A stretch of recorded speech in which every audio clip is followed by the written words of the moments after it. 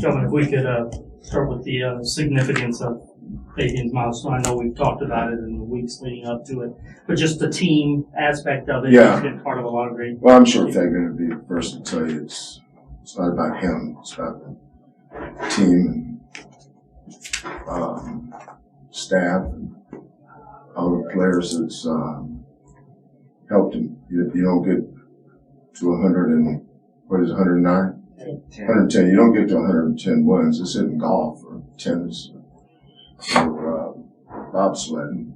You know, it's a team sport. You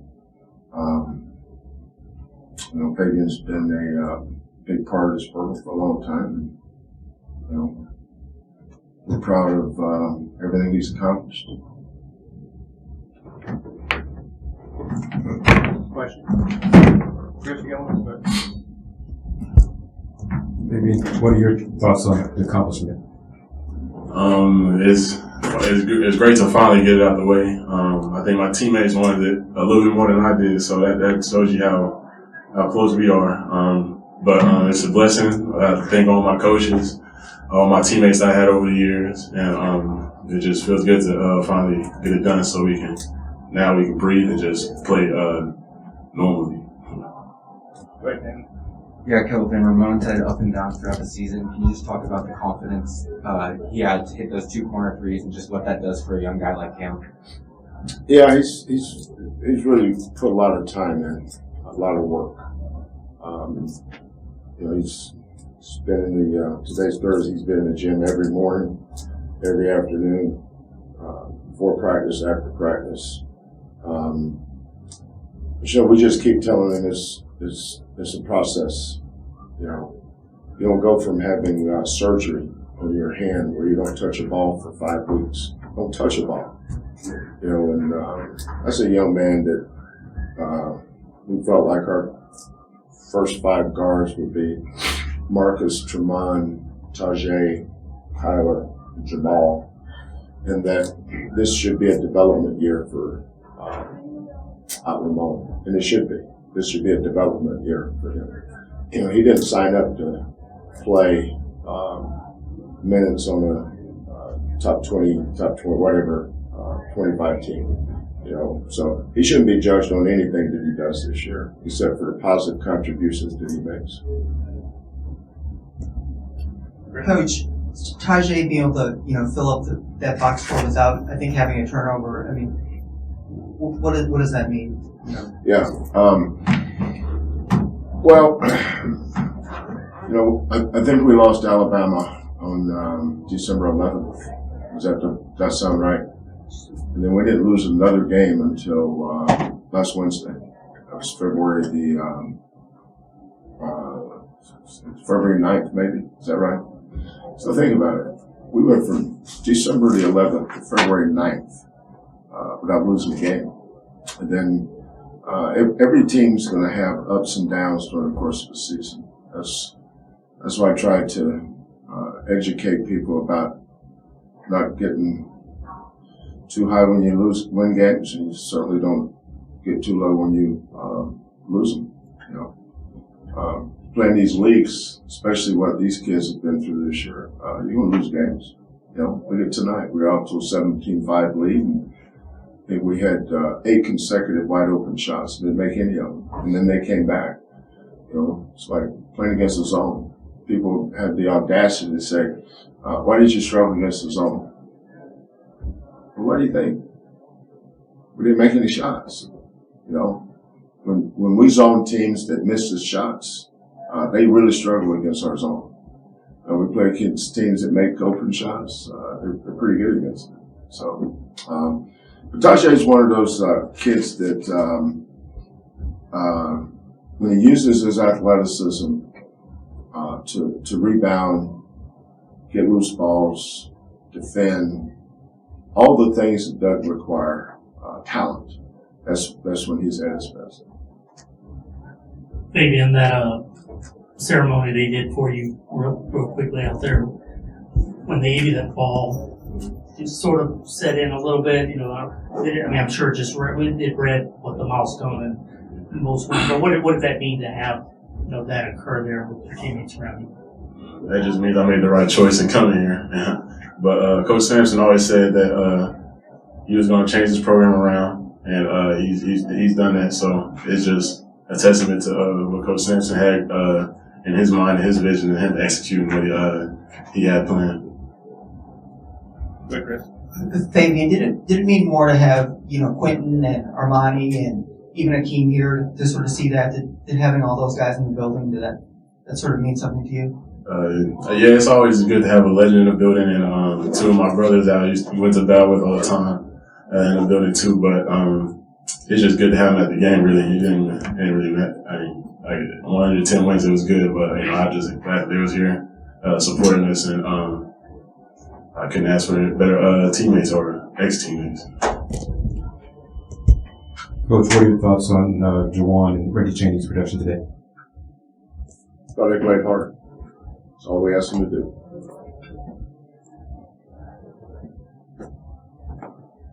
Kelvin, when you look at the pillars of the program and some of the things that you stress, defense, you can have guys go out and, scores come and go, or, they may have nights where that's not what they do, but defense, you hack that everywhere you go. I mean, it's part of the identity. When you have a game like tonight or any night, is that something that through the injuries and maybe, what may be considered a not so good shooting night, that, that's the one thing, you guys can always rely on and have happen for the majority of the Some guys buy into it more than others.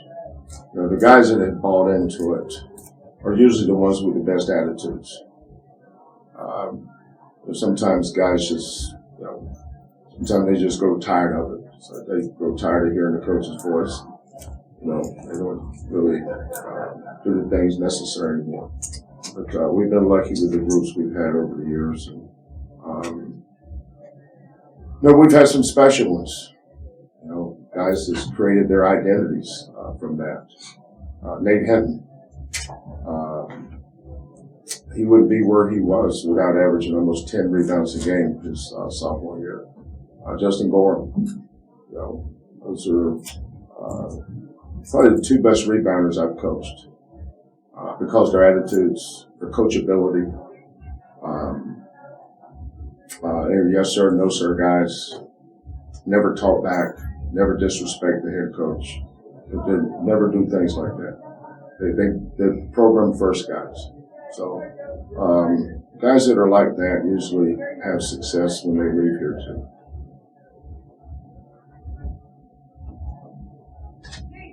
Coach, say something about Kyler's maturity, that he's able to still do other things, but maybe when his shots, not falling. Yeah, Kyler's like Ramon. Those two guys work hard at it.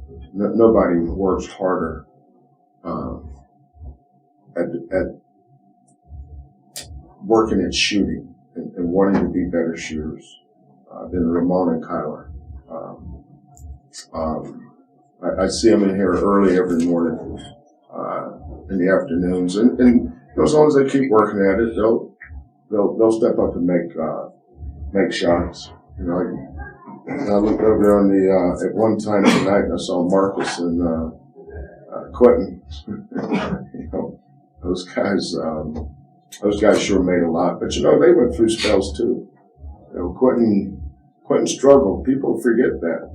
His first year here, he struggled. Marcus, I think all the way up to the Rutgers game, there was a stretch late in the season where he struggled with his shot. But we tell our kids, just because you work hard, you're not guaranteed to succeed. But at the same time, if you don't work hard, you're guaranteed not to succeed. So just process, man. Believe in the process. But there is no progress without the process. Got time for one or two more. Go ahead, Chris. One. Coach, I think Tuesday you touched on you wanted more of a better shot distribution in the offense. What's tonight example of that? Well, they zoned us tonight. I thought our shot selection was outstanding. Usually when you get your shot blocked, it's a bad shot. You don't back block good shots, you block bad shots. So we had a couple maybe, but for the most part, I don't think we took the one bad three and that got blocked. Every other three is wide open.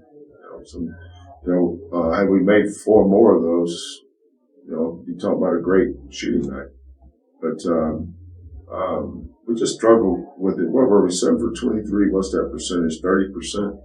I don't even know what we were on the season. Anybody know what we shoot from the 3 as a team? Probably about like that, right? Oh, yeah. Yeah. Which is why offensive rebounding is so important. But I've got to find some guys that believe in it.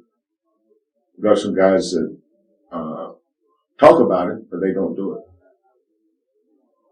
One more, Joseph. Go ahead.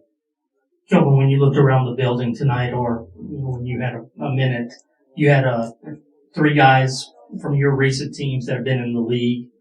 Dreams here. That's a walking billboard for the program of what you've accomplished and what these guys have gone to.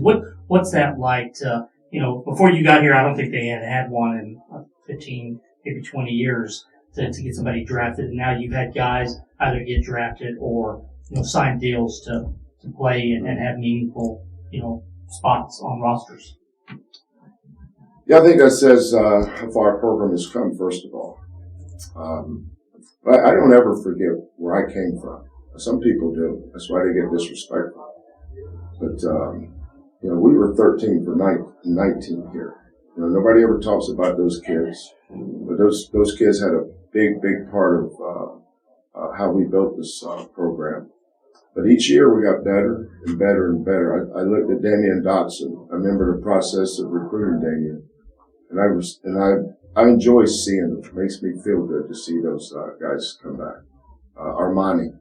Armani was in the film room the other day watching film with us as a team. Quentin, Quentin might have a big game for the Knicks, but if we have a big game, he's usually the first one to text me. But so is Rob Gray. So is Devin Davis. So is Corey. I got my phone pinged the other night, and it was from Shu. Remember Mashu? Sent me a picture of him, Galen, and Dot from Salt Lake City. So she was working for Utah Jazz's G League team, and Austin's G League team was in Salt Lake playing them. And he sent me a picture, and they had some nice things to say after it. But I'm proud of that with these kids. They've been so respectful of the program over the years, and they've been great ambassadors for the program because of the way they come back. And Fabian will too. He's going to be a great ambassador for the program, and he'll be back, and we'll be talking about him like that, and he'll be playing professional basketball somewhere, and we'll be supporting him too. Those overseas guys, mindful of the time difference.